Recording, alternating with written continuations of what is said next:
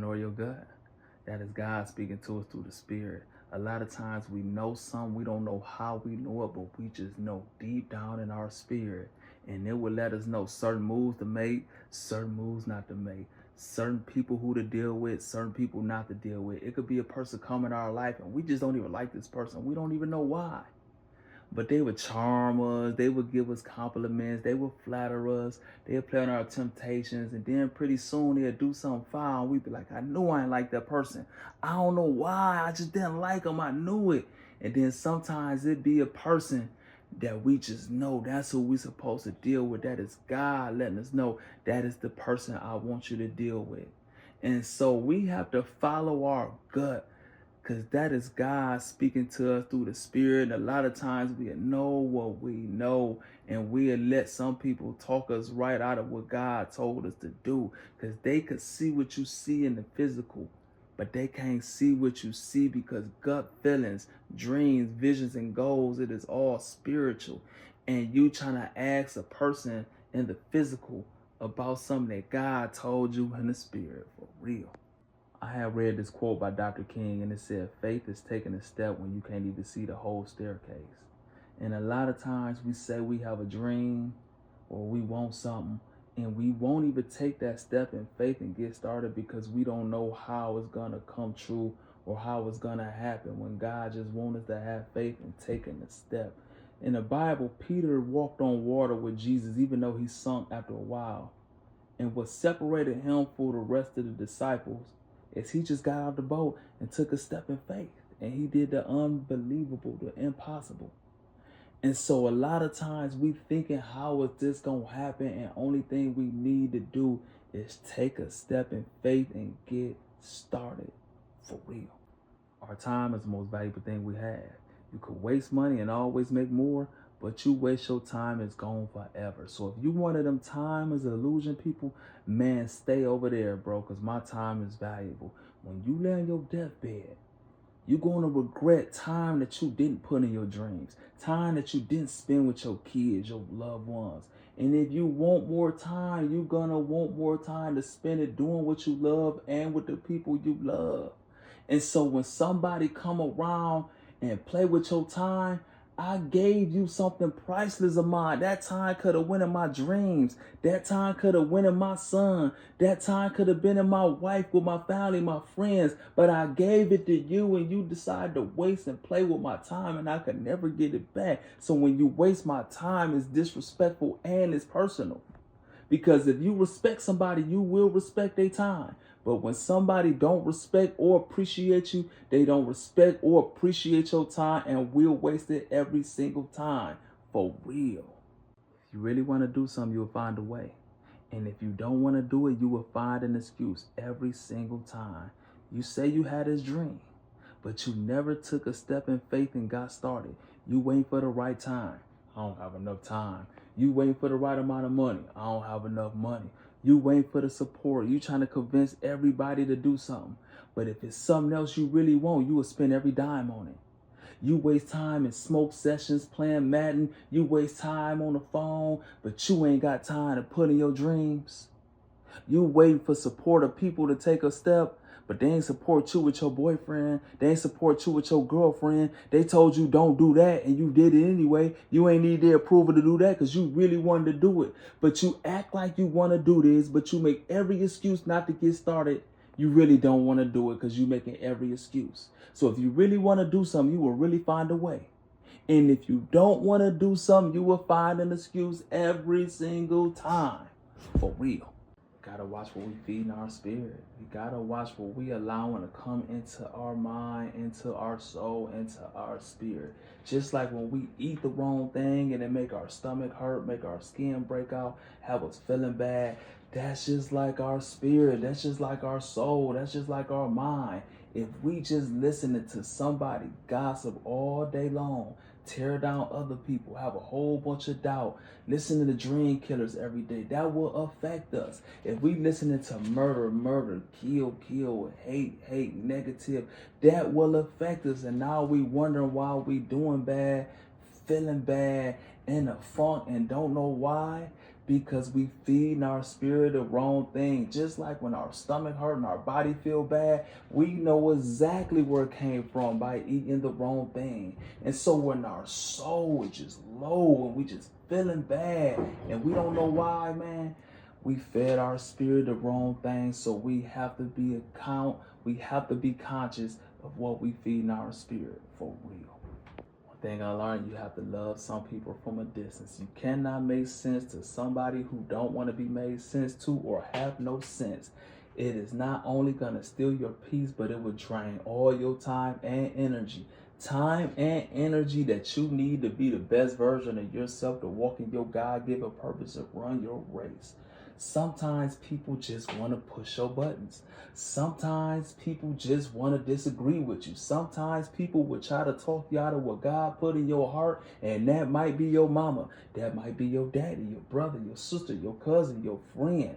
But sometimes you have to know when to end a conversation and be like, I have something to do. Some people you can't come around and have to keep the conversation under 3 minutes because it's going to go left and steal your peace. Now you resent them and they resent you. So some people you have to love from a distance to keep the relationship good. Some people just in your life to cause chaos and want to actually bring you down. And so when you know that, don't try to correct them or make sense. You just have to love them from a distance. For real. We should use our gifts over there with their gifts over here, bring them together and work together instead of compete with each other. But a lot of times we have a gift and that person have a gift and we abandon our whole gift because that person make more money or got a bigger platform or get more props and praise. So we abandon what we good at, trying to do something we not good at just to compete with them. And at that time, we can never be the best version of ourselves, them or us, because we actually need each other. I had heard somebody say that when geese or ducks fly, they fly in that V shape. And when they fly in that V shape, they are using 70% less energy and they could fly way further. But the moment somebody trying to go higher than the pack or lower than the pack or faster than the pack, they won't get to where they're trying to get to because they're using so much energy, but they complete each other by working together. So we have to understand we can't do nothing in this world worthwhile alone. If Jesus needed disciples, who are we thinking we could do anything impactful on our own? Give a man a fish, he'll eat for a day. Teach a man how to fish, he'll eat for a lifetime. Opportunities is worth more than money. I seen cast members on Friday bash Ice Cube talking about they wasn't paid enough, but opportunities was worth more than the money he could have gave them up front. He took unknown people, gave them a platform, made them stars, celebrities, made their dreams come true where they could make money and live their dreams for the rest of their life. But when a person entitled and ungrateful, they would not appreciate an opportunity. And you would give this person a platform and they would use that same platform to bash you. And so when somebody give you an idea, when somebody give you a platform, when somebody put you in the right position to make your dreams come true, that is worth more than a dollar amount they can give you, because you could burn through that money and won't have nothing. You could eat that food and be hungry again. But if they give you a platform, your talent could live on forever. If they give you a fishing pole, you could fish for the rest of your life. But when we ungrateful, we don't think the fishing pole or the platform is worth nothing. And so when we lazy and don't want to get out and fish or use the platform, we bash the person who gave us the platform and the fishing pole in the first place. And so that's why I always say opportunities is worth more than money when we grateful and understand that is a blessing for real. Communication is so powerful. And if you don't communicate exactly what you feel, get to the point, what you really want, only thing a person can do is assume. And when a person assuming, they might think something real that ain't real. They might think something true that ain't true. And now you fall out with a person who meant to be in your life just because you wouldn't communicate and tell this person exactly what you want or how you feel.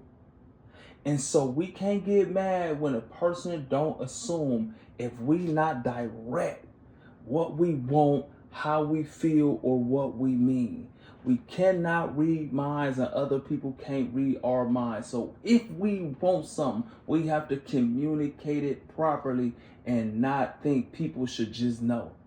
For real.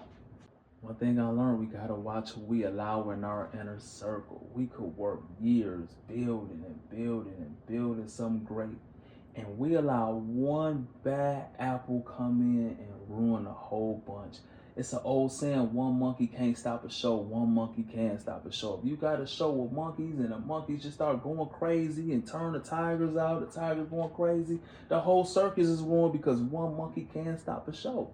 And that's just like your business, your relationship, your organization, your ministry. You let one person in and they get to gossiping about you, telling lies about you. Now people looking at you different. Have you looking at somebody different? One person could come around and start lies and rumors and division and tear down everything it took you years to build. One person come in your life and falsely accuse you of something. Now you label something you ain't, and you losing endorsements, sponsorships, partnerships, and that one person just came in and crumbled your whole business, reputation, and everything it took you years to build.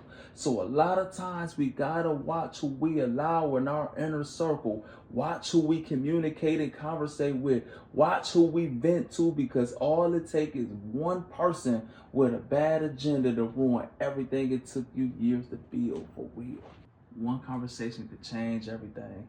One conversation with a person could open up doors for you that your smartness, that your gifts, that all your hard work can't get you to.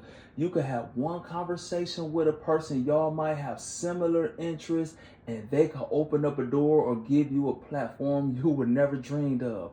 One conversation could save a friendship. You fall out with somebody and understand it was just a miscommunication. It was just a misunderstanding. You get together, talk about it, be like, damn, I ain't realize it, or understand it from that perspective. And now you could patch up a friendship, a marriage. One conversation could stop a war. People could go to wars and don't even know why they beefing. We sit down and talk and be like, this is why I'm beefing. And the person like, no, that ain't what I'm beefing for. And you be like, why are we even beefing? And now we could have a conversation and squash that. One conversation could save thousands of lives. But when we don't want to conversate, guess what we do? Other person don't have nothing to do but assume, because we don't communicate what we want or don't want properly. And if we be like, well, you could think what you want to think, they gonna think exactly what they want to think. And now you falling out, going to war, or burning a bridge with a person who meant to be in your life just because you refuse to communicate and have a conversation. So conversations is very important, I believe, for real. Don't ignore the red flags. People will tell us and show us exactly who they are, and we don't believe them. We think if we show them love, we bring them around them, teach them something different, they would change. But one thing I learned, man, when a person okay with what they doing, they're not gonna change. They don't feel they wrong. And sometimes it's just in the person nature and they okay with it. When a dog bark, why are we mad? Dogs bark. If a snake bites you, snakes bite. That's what they do. But we think we could change them by showing them different.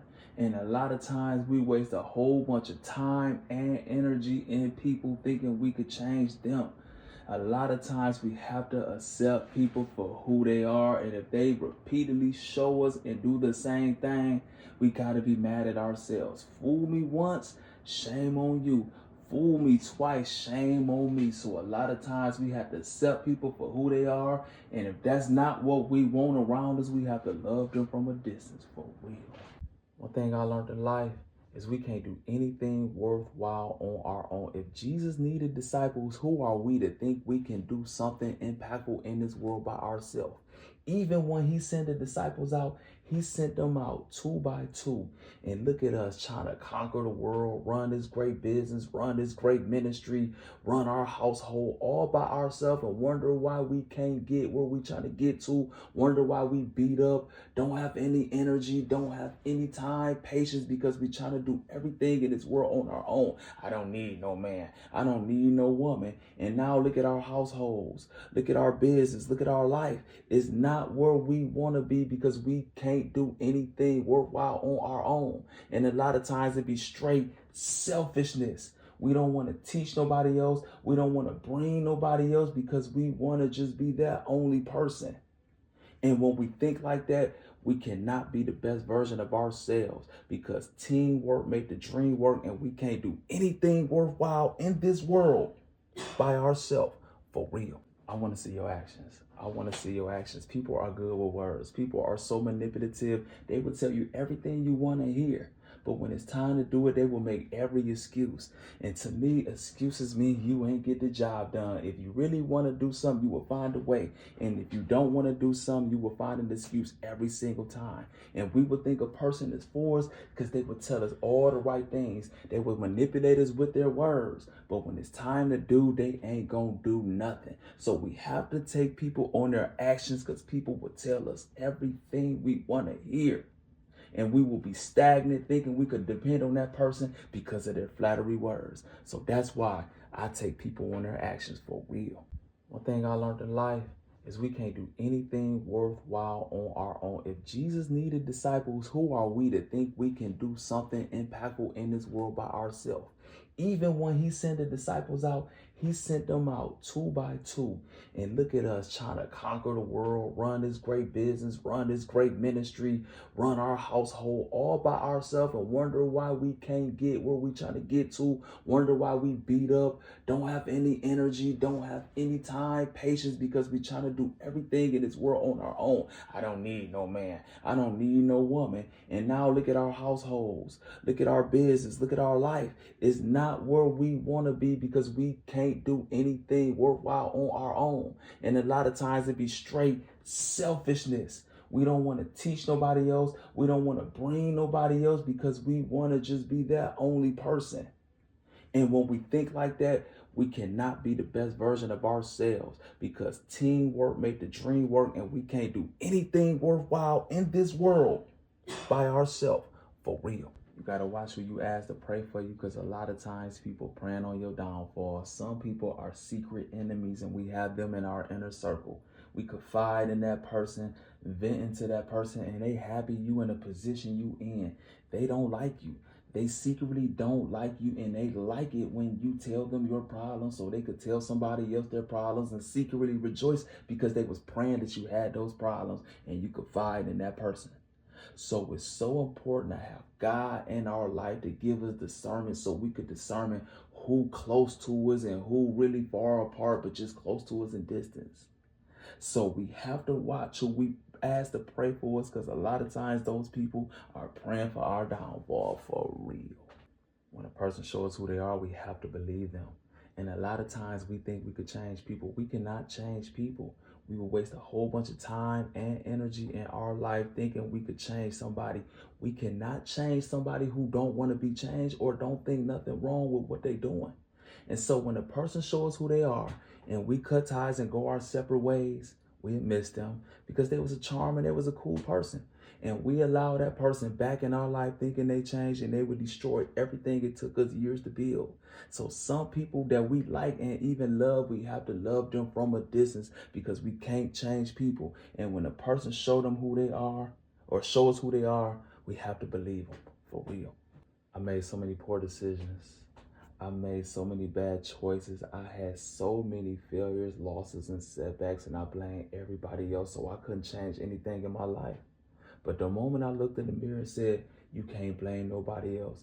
It's your fault where you are, where you at, and I didn't want to be where I was at.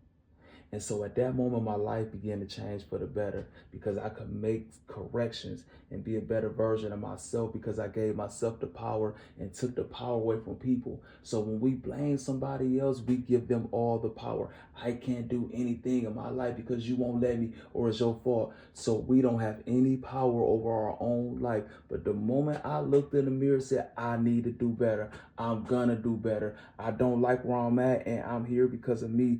That's when I got out of that position and started moving forward and became a better version of myself when I self-corrected and start being self-accountable. Being self-accountable might be the hardest thing in our life because it's easier to blame everybody else. I believe we underestimate how powerful words are. Scripture teaches us life and death is in the power of the tongue. Our words produce thoughts, and our thoughts produce things in our life. So if we keep telling ourselves we a loser, or I can't, or I might, our minds start thinking that, and instead of thinking we could actually do it, I might can do it, I think I can, and now we hesitating and we won't go after our dreams full force because our mind is holding us back, and it started with our own words. And not only our own words, we have to watch who we around, because we might think something, we might believe something, and we let this doubting demon get in our life and start speaking those negative words. Man, you can't do this. I doubt it. Man, you should wait. And now instead of us chasing our dreams full force, now we hesitating and missing the opportunity just because we allowed this doubting demon to speak in our life. So we have to watch the words that are coming out of our mouth, and then we gotta watch who we around, because those people words can produce our thoughts, and our thoughts will produce the things in our life for real. So as a youth basketball coach, I always teach my kids the most important thing to have on this court is a good attitude, because a good attitude will take you way further in life than your talent. I done seen talented kids go nowhere because they had a bad attitude. A college coach would take a kid with lesser talent if he believed they are coachable and they respectful and would listen. I done seen talented kids, man, jack off scholarships, NBA deals, not making on a high school team just because they had a bad attitude. So I tell my kids, bro, you never know who watching you in these stands. And so watch how you come out the game. Don't pout when the referees make a call. You congratulate your teammates. That's having a good attitude for real. And that will take you way further in life than anything, because our goals, our dreams, a lot of times are tied to people who can put us in positions and give us platforms that open opportunities. And if they don't like you, they would never put you in position, open up a door, or give you a platform. So our attitude is the most important thing to have in this world for real. I think the greatest thing a man could do is take a thought and turn it into a thing. Something you dreamed about, you wrote it down, and you went after it, and you saw it come true. Whether it's a basketball player who seen himself making a varsity team, he thought about it, and then he went and put the work in. He did the drills, he played the games, he got the reps, and then he made the varsity team. And now he have a self-esteem, a confidence, a belief in himself that nobody else can give him or take away, because he had a thought and he turned it into a thing.